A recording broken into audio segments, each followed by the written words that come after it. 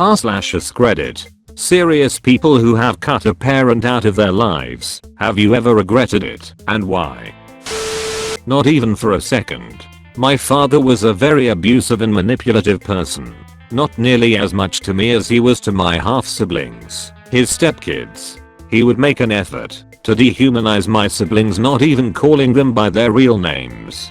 They were called shithead for years in every circumstance. I've personally seen him beat and kick one of my older half-brothers, who was diagnosed with autism, over something along the lines of getting a low grade on a test. While this is all true, he seemed to value my oldest half-brother for some reason.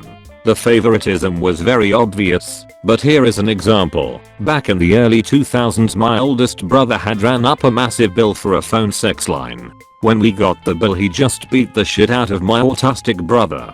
Several weeks after this takes place, my oldest brother finally admits to it, which they proceeded to have a good laughing about it in front of a boy who had just gotten his ass beat for it.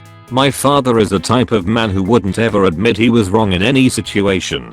He used to say, "If I say the sky is green, then it's green." He wasn't physically abusive after him, and my mother separated after 11 years. During this time, it was him constantly trying to get more emotional power over us. I remember him once telling me during an argument that, "I think I'm the only person in your life who really loves you." This isn't even the tip of the iceberg, but hopes it gives a good understanding of him. I have not talked to him since right before I turned 18. I'm about to be 20, and honestly, not having him in my life has been such a relief. Hope everyone has recovered from their situation. I don't regret my decision. I regret the situation beyond my control. I had a father who was both the best dad and the worst. Like Jekyll and Hyde, he was an amazing provider and funny and fun, but he could also turn and be abusive and mean and terrible. His alcoholism grew over time and worsened the situation and made for a very unstable childhood. My mom stayed with him and gave him tons of chances, mostly for us kids, but in my teenage years enough was enough, and she finally moved on. I thought losing her would be a rock bottom for him, but it wasn't. We split time between our parents while I was in high school, and it was pretty awful both ways. By the time I was getting ready to head off to college, I had to finally just cut contact. It was a perfect time for it, since I was physically away from my family. In college, I had the time of my life away from the toxicity and honestly grew into a better person for it. After graduating, I decided to not return to that toxicity. I do miss my dad, sometimes terribly, but my sisters caved and re-established contact from time to time, and it always just hurt them. We all keep hope that eventually, one day, he will realize he can still salvage something, and he'll get sober and find peace. But I don't hold my breath. He's had so many chances, so many rock bottoms, so much forgiveness from all the people in his life, and each person is driven away eventually. It's crazy. I've been dating my so for years, since college, and I'm getting married next year. He has never met her, nor do I intend for him to meet her. At this point, I don't think I'd recognize the man. He wouldn't resemble the father I loved from childhood. I have cut my father out because he's abusive and controlling. My mother still tried desperately to have the semblance of a family by forcing me to talk to her every day, but if I ever have to have a conversation with my father, I'm immediately exhausted. So, do I regret it? Hell no. I'm so much happier now, and I've made so much progress mentally and emotionally in the 2 years I've cut him off. If I do regret anything, is that we can't be a wholesome family unit like I see so many others having, but I wouldn't trade my mental well-being to have a better relationship with him. Edit. I can't believe this is the top comment. I'm so sorry that so many people are involved in such closely abusive relationships. There are also some teenagers on here, and kids. My heart goes out to you. I'm so sorry that you have to go through this. I've been where you are. Trust me when I say this, you're already way ahead of me when I was your age, because you recognize what the issue is. I didn't realize my dad was the issue until I went into therapy for a work-related thing when I was well into my 20s. Someone had to tell me that my dad was the issue, but you already know. And even then, I didn't cut him off until 3 years later. Where you're at is impressive. Now, believe me, take your time and grow more independent. It's going to take a few years, mostly in single digits, between now and when you get your life going. And that freedom is going to give you the best rest of your life. The only way that seems to have worked for me and the other top commenters is to become independent enough to get the hell out of our situations. Although things shouldn't come to that. If you can create a space between yourself and your abuser in the form of getting support from other family members, please do. And I will pray that that works out for you like it did with that girl with the abusive stepfather. Stay strong out there. I have faith in all of you. No. He used me and my step-siblings against each other, and we don't even really know each other. We only know of each other. He would say that I wasn't his kid because I was born too white, and he didn't know who my mom was sleeping with. He abused my mom, which is funny when he says he doesn't know who she was sleeping with, when he wouldn't even allow her to look out the window when they drove anywhere. She had to look at him.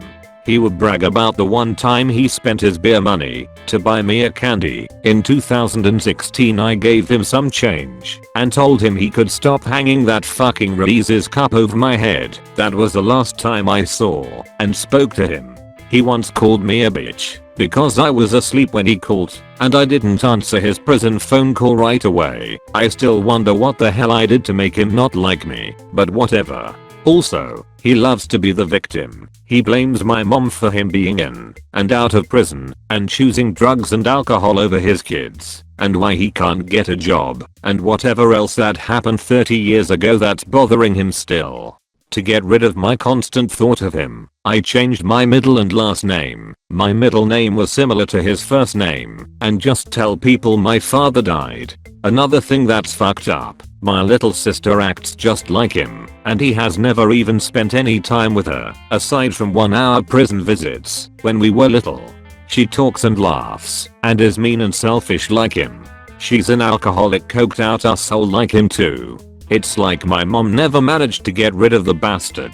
But yeah, I don't regret it. I used to try and make him out to be misunderstood and needing help because I loved him and believed he was more than just what people, like people in our town, would say about him. But having him talk down to me the way he did, I said fuck it. Why try to make someone who doesn't know me or gives a fuck about me suddenly care? He doesn't like me, just like everyone else. So why even bother? And I was already an adult when he thought about trying to parent me. I feel sorry for whatever woman stuck with him now.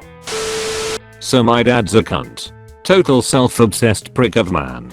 Everything's about him. When he left my mum he tried to get everything in the divorce, even the clothes my sister, 3 at the time, and I, 5 at the time, were wearing.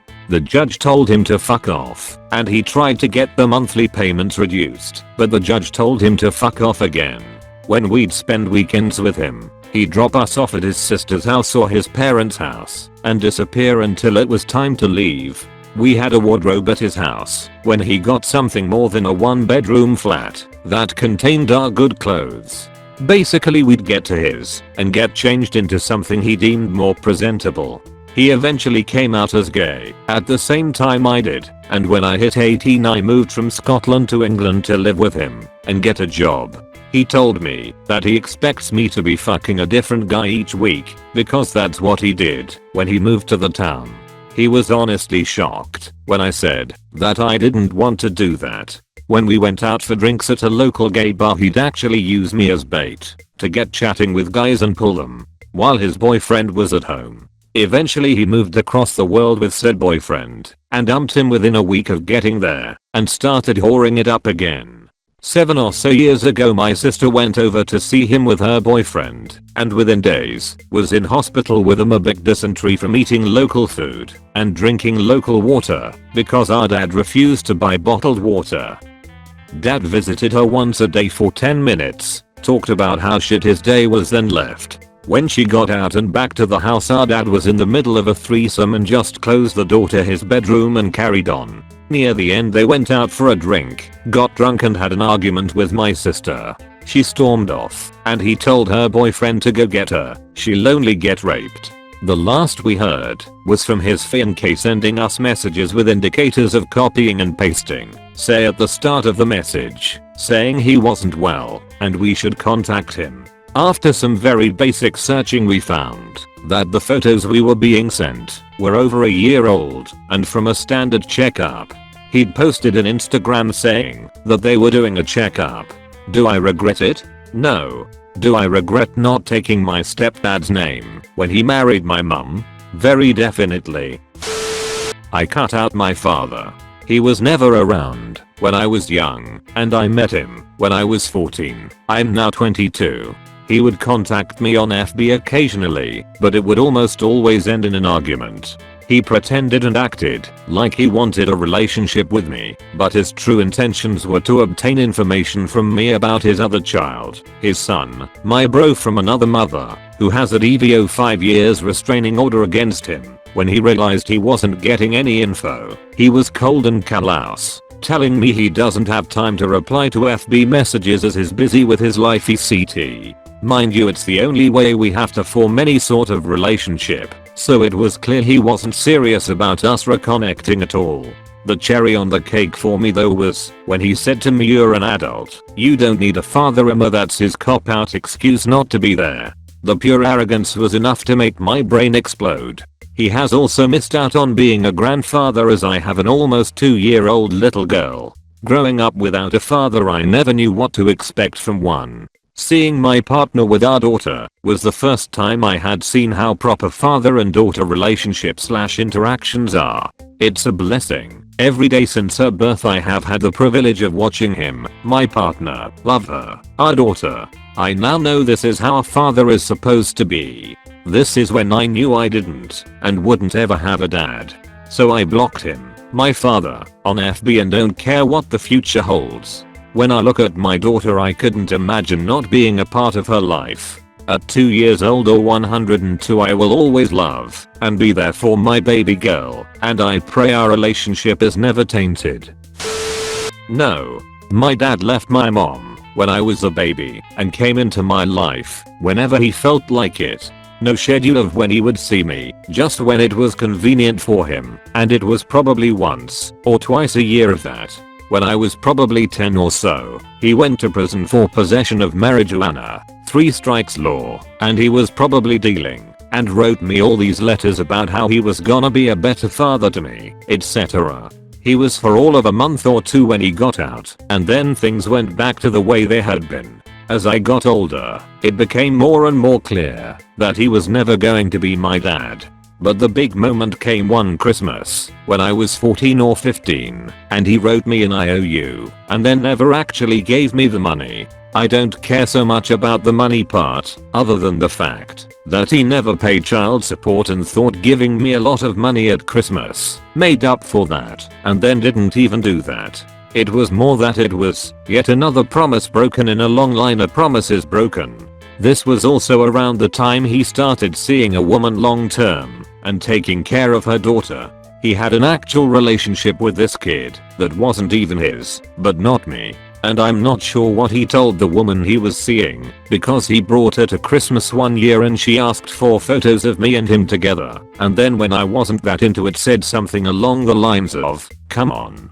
You only have to act like you love him for a second." Excuse me? How can I love a man who left me and was almost never in my life? How can I love him when my mother and I struggled financially my whole entire childhood and he didn't do his part?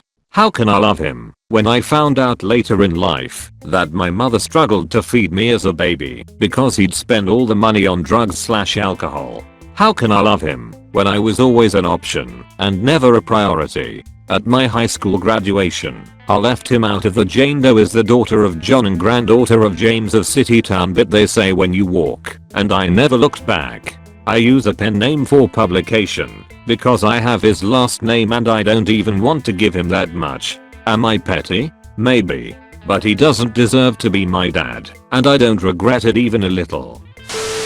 When my parents divorced, I ended up cutting my mother off. I was 18 at the time that they divorced. She had cheated on my dad, decided to abandon us all for the new guy, who was married, and obviously didn't leave his own wife, and she was also drinking heavily. I kept in touch with her for 2 to 3 more years, seeing her mostly on the weekends, and she would basically use us, my little brother and I, to argue with my father, discussing with us everything that had gone wrong in her relationship. Little by little we fought to have a more or less normal relationship, but sometime on the 3rd year she came to one of our meetings completely drunk and said that she wanted to not see us for a while. I said that if she left then I wouldn't want to see her again, that it would be final. She still left, and then I didn't meet her for 8 years. It was fine. I felt sad about it for a while, and always felt like she hadn't really been a mother to me for a very long time anyway. As those years passed, I thought of her less and less, and was quite okay. 8 years later she tried to get back into my life through my sister, and I agreed to a meeting with her. The meeting went well. She seemed to have gotten her life back on track, was living alone, and not drinking anymore. She regretted the lost time, and I felt pity for her. I decided to give her a chance and we resumed meeting every now and then. For the first few years everything was quite good. She behaved a bit like a mother, but with many boundaries, and when we saw each other she treated me with respect, and while it felt odd as I had basically become an adult without her around, it was good. Over the last 3 to 4 years things have gotten worse and worse. She is more manipulative, selfish, and many times when I see her we end up arguing. She still keeps bringing old stuff against my father. They have now been divorced for 25 plus years, and she doesn't seem to care about me or the hurt she causes. I'm now in my 40s, and for the second time in my life I'm thinking of cutting her off, this time for good. I was happier and calmer when I didn't have to deal with her drama, her abuse, and her selfishness.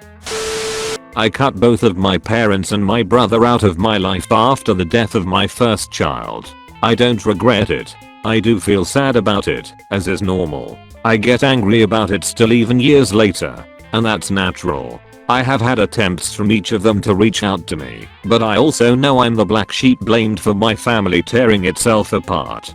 But I had to survive. My brother didn't even show up to the funeral, and Facebook auto check in told me exactly where he was. As for my parents, cornering one of my friends at the wake and yelling at her because they were not involved enough in the funeral is just one of many things. I can still remember the moment at the funeral where they took my son's casket out after the service. I lost it. Just completely broke down in front of everyone.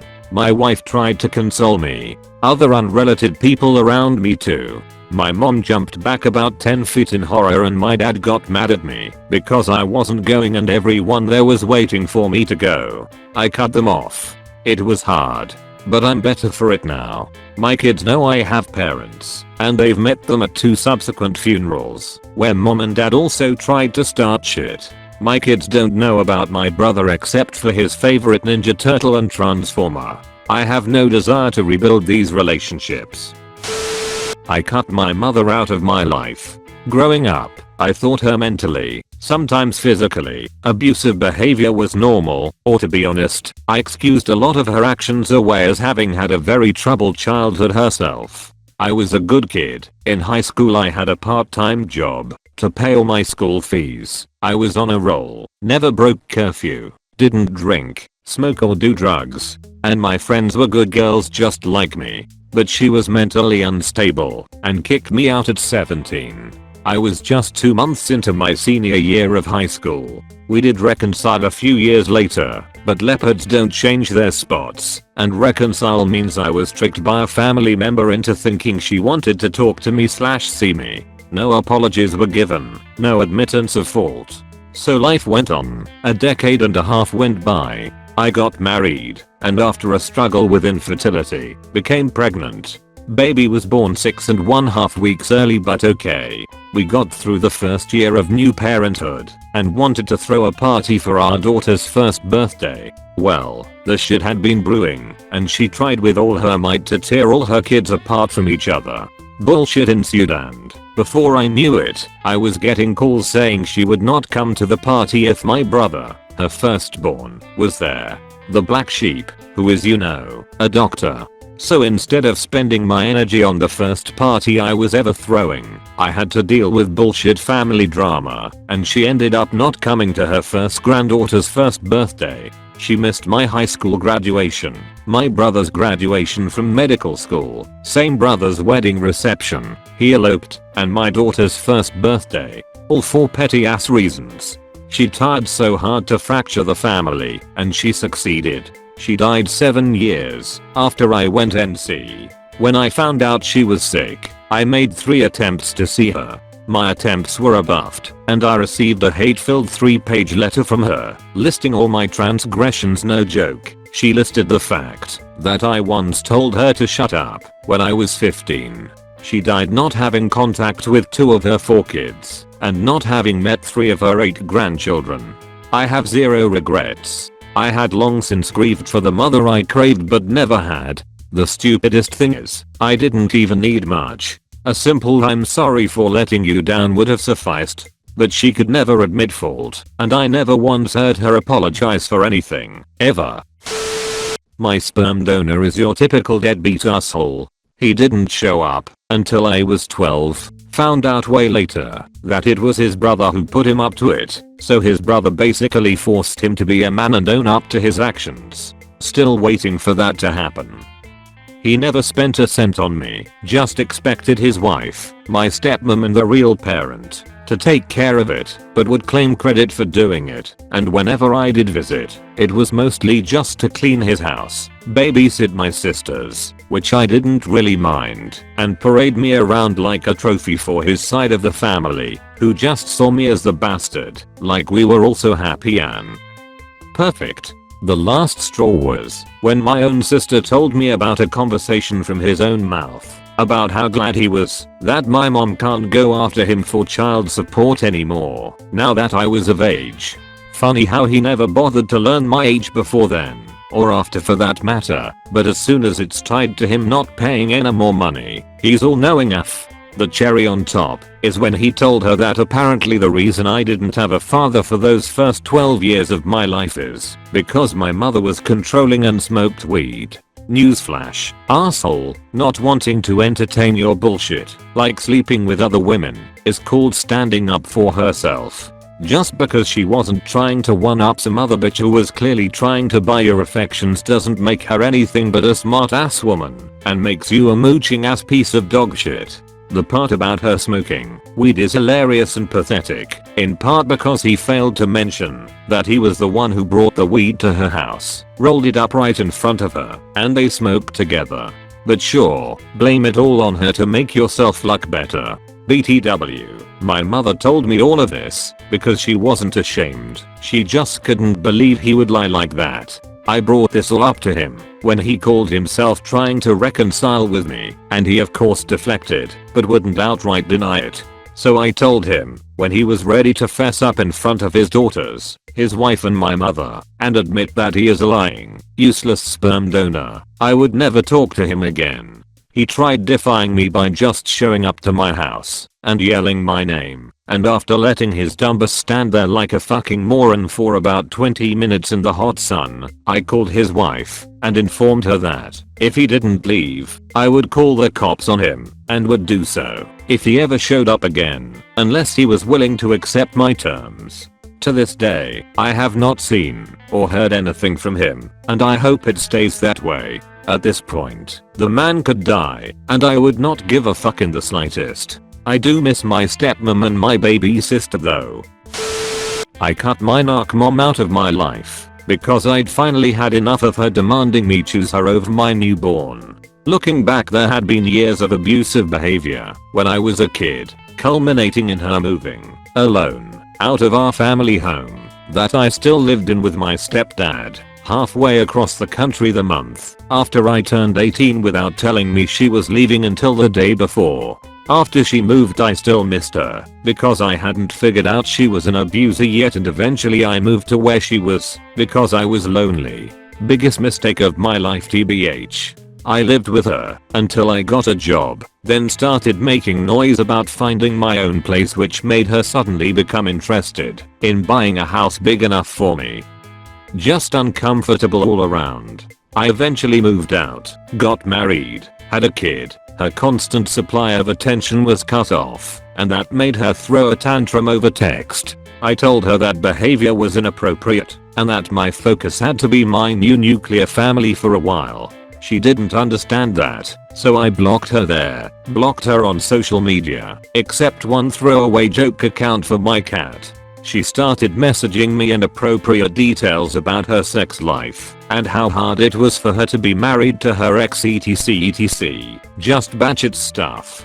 This is only a little of what she's done BTW. Eventually I got divorced and I moved out to a brand new apartment complex, one that couldn't be tracked on GPS, and she never showed up, but she mailed me a creepy fucking birthday card that looked like the letters happy birthday had been cut out of a newspaper. Bought a house last November in an established neighborhood. Guess who showed up on my doorstep at 8 PM on Christmas Day? Never gave her my address. She starts texting me the next day. Never gave her my phone number. She must have gotten it from a relative. Before she showed up at my doorstep I was fine. I'd mourned the loss of my mom basically, because I had zero contact with her, and I was happy. The second she showed up out of nowhere I no longer felt safe. She can realistically come back whenever, you know? Didn't hear anything from her for a while, but I just got a Princess Ariel birthday card from her in the mail. I'm 35. Now, if I'm totally honest, I'm just waiting for her to die so that I can finally be rid of her once and for all. Isn't that terrible? To answer your question, no, not once did I ever regret cutting her out of my life. Thank you for watching. Don't forget to like and subscribe.